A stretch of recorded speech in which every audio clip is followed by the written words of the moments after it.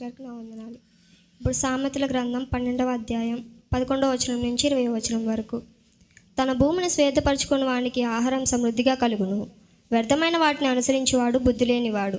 భక్తిహీనుడు చెడ్డవారికి దొరుకు దోపుడు సొమ్మును ఆపేక్షించుదురు. నీతిమంతుల వేరు చిగుర్చును. పెదవుల వల్ల నీ దోషము అపాయకరమైన ఉరి. నీతిమంతుడు ఆపదను తప్పించుకొనును. ఒకడు తన నోటి ఫలము చేత తృప్తిగా మేలు పొందును. ఎవని క్రియల ఫలము వానికి వచ్చును. మూడుని మార్గము వానికి దృష్టికి సరి అయినది. జ్ఞానము గలవాడు ఆలోచనను అంగీకరించును. మూఢుడు కోపపడునది నిమిషములోనే బయలుపడును. వివేకి నిందను వెల్లడిపరచక యూరుకుండును. సత్యవాద ప్రియుడు నీతిగల మాటలు పలుకును.